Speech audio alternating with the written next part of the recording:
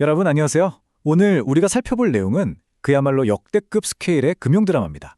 한 국가와 그 국가의 전체 경제 규모를 훌쩍 넘어서 버린 초거대 은행. 이 둘 사이의 아주 아슬아슬하고 역사적인 대결 속으로 지금 바로 들어가 보시죠. 상황을 한번 상상해 보세요. 2023년 3월의 어느 일요일 밤, 스위스 베른에서 추리로 차를 몰고 가던 UBS 의장 콜름 켈러허의 전화기가 다급하게 울립니다. 수화기 너머의 목소리는 다름 아닌 JP 모건 체이스의 CEO 제이미 다이먼이었어요. 그는 아주 뼈있는 경고를 던집니다. 스위스 당국이 거래 조건을 바꾸게 내버려두지 마십시오. 이 예언 같은 한마디가 오늘 우리가 파헤쳐볼 이 치열한 갈등의 불씨가 됩니다. 이 모든 난리가 시작된 그 역사적인 주말의 타임라인을 잠깐 짚고 넘어갈게요. 금요일, 크레딧 스위스가 붕괴 직전에 내몰립니다. 토요일, 살려보겠다고 미친 듯한 다자간 긴급 협상이 이어지죠. 그리고 마침내 일요일, 32억 5천만 달러 규모의 구제금융이 타결됩니다. 무려 150년이나 이어졌던 스위스 두 라이벌 은행의 팽팽한 역사가 단 3일 만에 끝나버린 거예요. 전 세계가 휴, 살았다 하며 안도했지만 여러분 진짜 문제는 이 극적인 구조작전 직후부터 시작됐습니다. 자, 그럼 첫 번째 파트입니다. 1조 6천억 달러의 딜레마. 1조 6천억 달러. 이게 바로 크레딧 스위스를 삼키고 새롭게 탄생한 메가뱅크 UBS가 전 세계에서 굴리고 있는 총자산 규모입니다. 와, 숫자가 너무 커서 솔직히 감도 잘 안 오시죠? 이 숫자가 왜 그렇게 큰 딜레마인지 딱 비교해 드릴게요. 글로벌 자산 1조 6천억 달러를 가진 거함 UBS, 그리고 인구 900만 명의 국가 스위스. 놀랍게도 스위스라는 나라 전체의 1년 GDP보다 UBS 하나의 자산 규모가 훨씬 더 큽니다. 그러니까 거대한 금융계수가 상대적으로 아주 작은 나라에 둥지를 틀고 있는 격이에요. 이 극단적인 불균형, 이게 바로 오늘 이야기할 이 기싸움의 근본적인 원인입니다. 바로 두 번째 파트, 자본 충돌로 넘어가 보죠. 갈등의 핵심을 보려면 자본 요건이라는 개념을 알아야 하는데요. 쉽게 말해서 위기 상황을 대비한 은행의 의무 비상금 같은 겁니다. 은행이 망할 것 같을 때 국민들 세금으로 메꿔주는 사태를 막으려고 미리 쌓아두게 하는 돈이죠. 근데 스위스 정부가 너무 커져버린 UBS한테 너희 너무 위험하니까 추가로 150억 달러에서 250억 달러 정도 비상금 더 쌓아둬 라고 요구한 겁니다. 이게 바로 3년째 이어지고 있는 기나긴 교착 상태의 핵심이에요. 양쪽 진영을 나눠서 보면 진짜 흥미진진합니다. 한쪽에는 국가재정과 납세자를 무조건 보호해야 하는 스위스 정부, 그리고 그 선봉에 선 카린 켈러슈터 재무장관이 있습니다.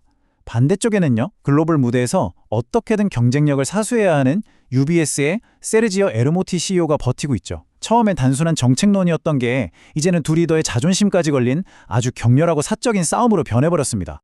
양측이 평행선을 달리는 가운데 그럼 이렇게 합의합시다 하고 유력하게 거론되는 게 바로 AT1 채권, 즉 신종 자본증권입니다.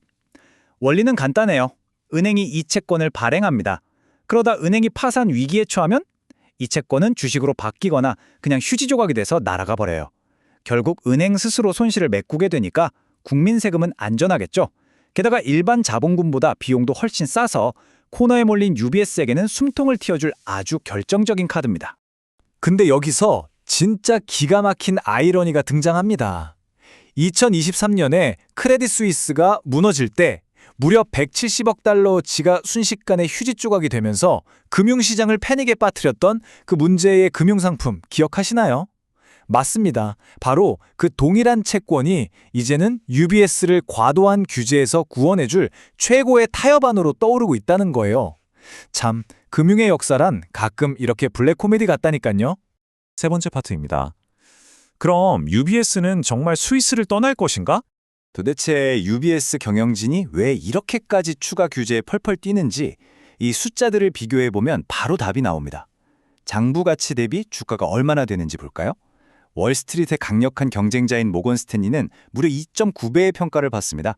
근데 UBS는요, 1.5배의 불과예요. 스위스의 그 빡빡한 자본 규제 때문에 글로벌 경쟁에서 엄청나게 뒤처지고 있다고 느끼는 겁니다. 주가가 이렇게 계속 낮으면 나중엔 오히려 누군가에게 적대적 인수를 당할 수도 있다는 공포감마저 존재하거든요. 그래서 콜럼 켈러허 의장이 이끄는 UBS 이사회는 이미 물밑에서 본사 이전이라는 플랜 B를 아주 진지하게 만지작거리고 있습니다. 채비안 캐피탈 같은 큰손 행동주의 투자자들도 짐싸라고 강하게 압박하고 있고요. 만약 진짜 스위스를 떠난다면 1순위는 규제가 훨씬 덜한 미국입니다. 유럽이나 영국은 은행 때리기 같은 포퓰리즘 압박이 심해서 피하고 싶어 하죠. 물론 2018년에 본사를 통째로 옮겼던 북유럽 노르데아 은행의 사례를 보면 수년 동안 엄청난 법적 혼란을 겪어야 하는 그야말로 초대형 도박이 될 겁니다. 이 상황을 보는 글로벌 투자자들의 시각은 아주 냉정합니다. UBS는 글로벌 네트워크가 없으면 존재 의미가 없습니다. 개혁안이 좀 부드러워지지 않으면 당장이라도 본사를 옮기고 싶어질 겁니다. 이게 무슨 말이냐면 다른 나라 경쟁자들보다 2배나 무거운 모래주머니를 차고서는 글로벌 무대에서 절대 살아남을 수 없다는 아주 현실적이고 뼈 때리는 경고인 셈이죠. 자, 드디어 마지막 파트입니다. 최후의 결전. 이제 이 사태는 아주 지저분한 최종전, 엔드게임으로 치닫고 있습니다. 정부의 최종 개혁안이 의회로 넘어가서 치열한 토론을 앞두고 있거든요. 재무부는 규제를 살짝 풀어줄 전략적 준비를 하고 있는데 정작 국회의원들은 국가 금융이 먼저냐 아니면 글로벌 경쟁력이 먼저냐를 두고 완전히 반으로 쪼개져 있습니다. 그리고 여기서 진짜 무서운 변수.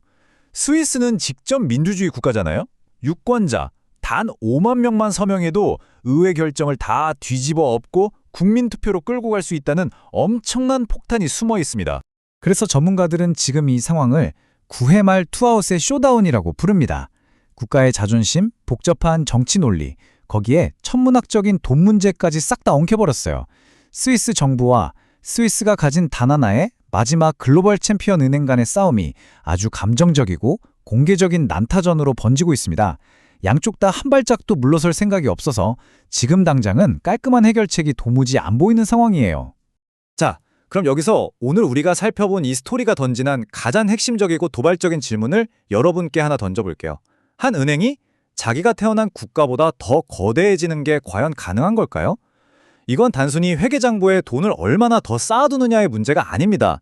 국가의 통제를 벗어나버린 거대한 글로벌 자본, 그리고 어떻게든 그 통제력을 놓지 않으려는 국가 주권, 이 둘이 정면으로 쾅 하고 부딪히는 현대 금융에서 가장 거대한 지정학적 딜레마 그 자체인 거죠.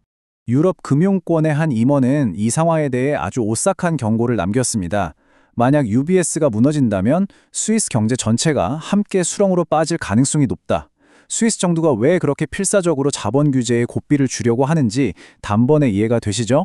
국가와 거대 은행의 운명이 하나로 꽁꽁 묶여버린 이 섬뜩한 현실. 과연 천문학적인 판돈이 걸린 이 대결의 최종 승자는 누가 될까요? 이 질문을 남겨두면서 오늘의 해설은 여기서 마치겠습니다. 앞으로 이 글로벌 금융의 치열한 체스게임이 어떻게 전개될지 계속해서 흥미롭게 지켜보시죠.